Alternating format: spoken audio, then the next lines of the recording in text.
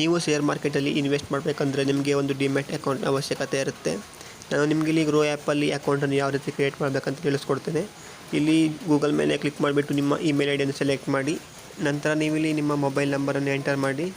ಈ ಒಂದು ಮೊಬೈಲ್ ನಂಬರ್ಗೆ OTP ಬರುತ್ತೆ, ಆ ಒಂದು OTPಯನ್ನು ಎಂಟರ್ ಮಾಡಿ ಇಲ್ಲಿ.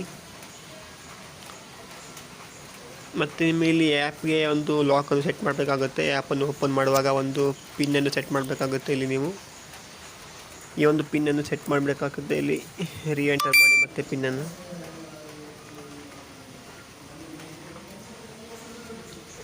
ನಂತರ ಇಲ್ಲಿ ನೀವು ಕೆಲವೊಂದು ಪರ್ಮಿಷನ್ನು ಅಲೋ ಮಾಡಬೇಕಾಗುತ್ತೆ. ಕಾಲ್ ಆಗಿರ್ಬೋದು, ಮೆಸೇಜ್ ಆಗಿರ್ಬೋದು, ಲೊಕೇಶನ್ನು, ಈ ಒಂದು ಪರ್ಮಿಷನ್ನು ನೀವು ಇಲ್ಲಿ ಅಲೋ ಮಾಡಬೇಕಾಗುತ್ತೆ.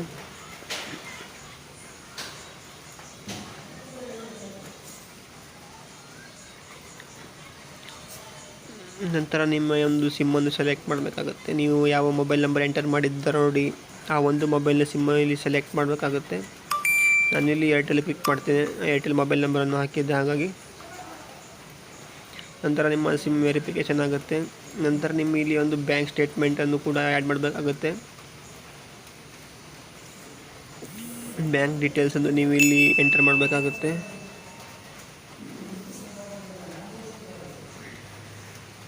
ನಂತರ ನಿಮ್ಮ ಒಂದು ಪಾನ್ ಕಾರ್ಡನ್ನು ಕೂಡ ನೀವು ಇಲ್ಲಿ ಎಂಟರ್ ಮಾಡಬೇಕಾಗುತ್ತೆ. ಪಾನ್ ಕಾರ್ಡ್ ID ಇರುತ್ತೆ ನೋಡಿ, ಅದನ್ನು ಇಲ್ಲಿ ನೀವು ಎಂಟರ್ ಮಾಡಬೇಕಾಗುತ್ತೆ.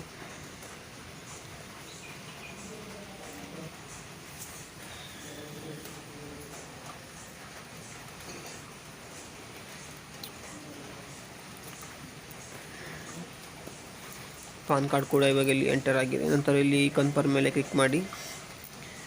ನಂತರ ಇಲ್ಲಿ ನೀವು ಯಾವ ಒಂದು ಸೆಕ್ಟರಲ್ಲಿ ಕೆಲಸ ಮಾಡ್ತಿದ್ದೀರಾ ಅಂತ ಇಲ್ಲಿ ಸೆಲೆಕ್ಟ್ ಮಾಡಬೇಕಾಗುತ್ತೆ.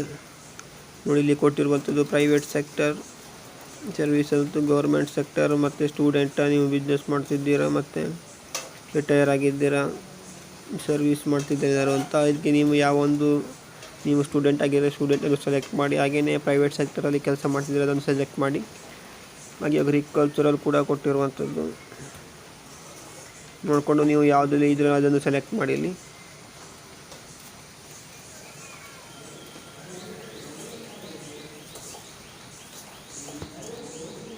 ನಂತರ ಇಲ್ಲಿ ನೀವು KYC ಫಿಲ್ ಮಾಡಬೇಕಾಗುತ್ತೆ. ಇಲ್ಲಿ ಮದರ್ಸ್ ನೇಮನ್ನು ಎಂಟರ್ ಮಾಡಿ. ನಂತರ ಇಲ್ಲಿ ಫಾದರ್ಸ್ ನೇಮನ್ನು ಕೂಡ ಎಂಟರ್ ಮಾಡಬೇಕಾಗುತ್ತೆ. ನಂತರ ಇಲ್ಲಿ ನಿಮ್ಮ ಆ್ಯನ್ಯುವಲ್ ಇನ್ಕಮನ್ನು ಕೇಳುತ್ತೆ. ನಿಮ್ಮ ವಾರ್ಷಿಕ ಆದಾಯ ಎಷ್ಟಿದೆ ಅಂತ ಇಲ್ಲಿ ಸೆಲೆಕ್ಟ್ ಮಾಡಬೇಕಾಗುತ್ತೆ. ನಂತರ ಇಲ್ಲಿ ಮ್ಯಾರೇಜ್ ಸ್ಟೇಟಸ್ ಕೂಡ ಕೇಳುತ್ತೆ, ಮದುವೆ ಆಗಿದ್ದೀರಿಲ್ಲ ಅಂತ, ಅದನ್ನು ಕೂಡ ಸೆಲೆಕ್ಟ್ ಮಾಡಬೇಕಾಗುತ್ತೆ.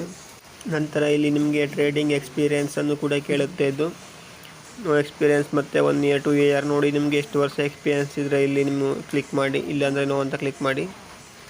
ನಂತರ ಇಲ್ಲಿ ನಿಮ್ಮ ಆಧಾರ್ ಕಾರ್ಡನ್ನು ವೆರಿಫಿಕೇಷನ್ ಮಾಡಬೇಕಾಗುತ್ತೆ. ನಿಮ್ಮ ಇಲ್ಲಿ ಆಧಾರ್ ನಂಬರನ್ನು ಎಂಟರ್ ಮಾಡಿ. ನೀವು ಇಲ್ಲಿ ಆಧಾರ್ ಕಾರ್ಡನ್ನು ವೆರಿಫಿಕೇಷನ್ ಮಾಡುತ್ತೆ. ಡಿಜಿಲಾಕರ್ಗೆ ಹೋಗಿಬಿಟ್ಟು ನಿಮ್ಮ ಆಧಾರ್ ಕಾರ್ಡನ್ನು ಈ ನಂಬರ್ ಎಂಟರ್ ಮಾಡಿಬಿಟ್ಟು ನೋಡಿ, ಇಲ್ಲಿ ಆಧಾರ್ ನಂಬರನ್ನು ಎಂಟರ್ ಮಾಡಿ. ನಂತರ ಅಲ್ಲಿ ಆ ಒಂದು ಪಿನ್ ಕೇಳುತ್ತೆ.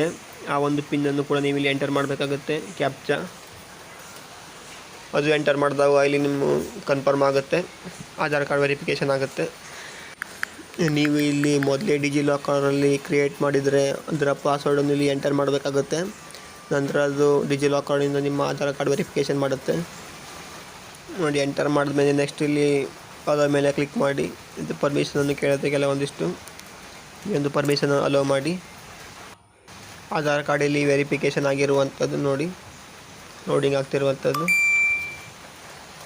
ಇವಾಗ ಇಲ್ಲಿ KYC ವೆರಿಫಿಕೇಷನ್ ಆಗಿದೆ.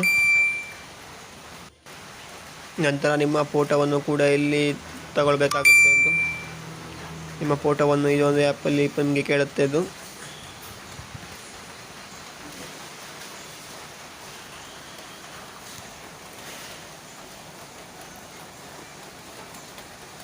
ನೋಡಿ, ಇಲ್ಲಿ ಸರ್ಕಲಲ್ಲಿ ಗ್ರೀನ್ ಕಲರ್ ಆದಾಗ ಅಲ್ಲಿ ಒಂದು ಕ್ಲಿಕ್ ಮಾಡಿ, ಫೋಟೋ ಕರೆಕ್ಟಾಗಿ ವೆರಿಫೈ ಆಗುತ್ತೆ. ನಂತರ ಇಲ್ಲಿ ನೆಕ್ಸ್ಟ್ ಮೇಲೆ ಕ್ಲಿಕ್ ಮಾಡಿ. ನಂತರ ನಿಮ್ಮ ಒಂದು ಸಿಗ್ನೇಚರನ್ನು ಕೂಡ ಆ್ಯಡ್ ಮಾಡಬೇಕಾಗುತ್ತೆ. ಇದಕ್ಕೆ ಇಲ್ಲೇ ಸ್ಕ್ರೀನ್ ಮೇಲೆ ಒಂದು ಸಿಗ್ನೇಚರನ್ನು ನೀವು ಹಾಕಬೇಕಾಗುತ್ತೆ. ನಂತರ ನಿಮ್ಮ ಒಂದು ಕರೆಕ್ಟಾದ ಸಿಗ್ನೇಚರ್ ಆದ ನಂತರ ಇಲ್ಲಿ ನೆಕ್ಸ್ಟನ್ನು ಕ್ಲಿಕ್ ಮಾಡಿ. ನಂತರ ನಿಮ್ಮ ನಾಮಿನಿ ನೇಮನ್ನು ಆ್ಯಡ್ ಮಾಡಬೇಕಾಗುತ್ತೆ. ನಾಮಿನಿ ನೇಮನ್ನು ಆ್ಯಡ್ ಮಾಡಿಬಿಟ್ಟು ನಂತರ ನೆಕ್ಸ್ಟ್ ಒತ್ತಿ. ಇಲ್ಲಿ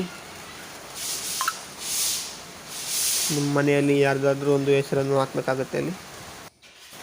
ಇಲ್ಲಿ ನಿಮ್ಮ ಆಧಾರ್ ಕಾರ್ಡ್ ನಂಬರನ್ನು ಎಂಟರ್ ಮಾಡಬೇಕಾಗುತ್ತೆ. ನಂತರ ನೆಕ್ಸ್ಟ್ ಒತ್ತಿ ನಂತರ ಆ ಒಂದು ನಂಬರ್ಗೆ OTP ಬರುತ್ತೆ. ಆಧಾರ್ ಕಾರ್ಡ್ಗೆ ಲಿಂಕ್ ಆಗಿರೋ ಮೊಬೈಲ್ ನಂಬರ್ಗೆ ಒಂದು OTP ಬರುತ್ತೆ. ಆ ಒಂದು OTPಯನ್ನು ಇಲ್ಲಿ ಎಂಟರ್ ಮಾಡಿ.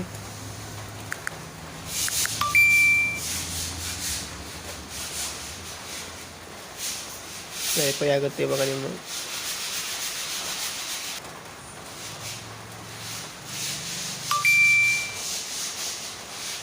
ಈ ಥರ ಬ್ಯಾಕ್ ಮಾಡಿದ್ದನ್ನು ಇವಾಗ ನಿಮ್ಮ ಅಕೌಂಟ್ ಇಲ್ಲಿ ಕ್ರಿಯೇಟ್ ಆಗಿದೆ. ನಂತರ ಅವರು ಇಲ್ಲಿ ಒಂದು 2-3 ದಿನದಲ್ಲಿ ನಿಮ್ಮ KYC ಎಲ್ಲ ಸರಿಯಾಗಿದೆ ಅಂತ ಚೆಕ್ ಮಾಡಿಬಿಟ್ಟು ಇಲ್ಲಿ ನಿಮಗೆ ನೆಕ್ಸ್ಟ್ ಇನ್ವೆಸ್ಟ್ ಮಾಡಲಿಕ್ಕೆ ಕೊಡ್ತಾರೆ. ಇಲ್ಲಿ ಅವರು 24 ಗಂಟೆ ಅಂತ ಕೊಟ್ಟಿದ್ದಾರೆ ವೇಟಿಂಗ್ ಟೈಮು. ನಂತರ ನಿಮಗೆ ಇದು ಅಕೌಂಟ್ ಕ್ರಿಯೇಟ್ ಆದಾಗ ನಿಮಗೆ ನಾನು ತಿಳಿಸ್ಕೊಡ್ತೇನೆ ಈ ಆ್ಯಪ್ನಲ್ಲಿ ಯಾವ ರೀತಿ ಇನ್ವೆಸ್ಟ್ ಮಾಡಬೇಕಂತ. ಈ ರೀತಿಯಾಗಿ ನೀವು ಗ್ರೋ ಆ್ಯಪಲ್ಲಿ ಅಕೌಂಟನ್ನು ಕ್ರಿಯೇಟ್ ಮಾಡ್ಬೋದು. ನಿಮ್ಗೆ ಏನಾದರೂ ಕ್ವಶನ್ ಇದ್ದರೆ ನೀವು ಕಮೆಂಟ್ ಬಾಕ್ಸಲ್ಲಿ ತಿಳಿಸ್ಬೋದು. ಇನ್ನು ಈ ಒಂದು ಆ್ಯಪಲ್ಲಿ ನಾವು ಶೇರನ್ನು ಹೇಗೆ ಬೈ ಮತ್ತು ಸೇಲ್ ಮಾಡಬೇಕಂತ ನಿಮಗೆ ನೆಕ್ಸ್ಟ್ ವೀಡಿಯೋಲಿ ತಿಳಿಸ್ಕೊಡ್ತೇನೆ. ಈ ಒಂದು ಅಕೌಂಟ್ ಓಪನ್ ಆದವಾಗ ವಿಡಿಯೋ ಇಷ್ಟ ಆದರೆ ವಿಡಿಯೋ ಲೈಕ್ ಮಾಡಿ ಫ್ರೆಂಡ್ಸ್. ಹಾಗೆ ನಿಮ್ಮ ಸ್ನೇಹಿತರು ಕೂಡ ಯಾರಿಗಾರು ಈ ಒಂದು ವಿಡಿಯೋ ಅವಶ್ಯಕತೆ ಅವರು ಕೂಡ ಈ ವಿಡಿಯೋವನ್ನು ಶೇರ್ ಮಾಡಿ. Thank you for watching friends. ಹಾಗೆ ನಿಮ್ಮನ್ನು ನಮ್ಮ ಚಾನಲ್ಗೆ ಸಬ್ಸ್ಕ್ರೈಬ್ ಮಾಡಿದ್ರೆ ಇವಾಗಲೇ ಸಬ್ಸ್ಕ್ರೈಬ್ ಮಾಡ್ಕೊಳ್ಳಿ friends. Thank you for watching.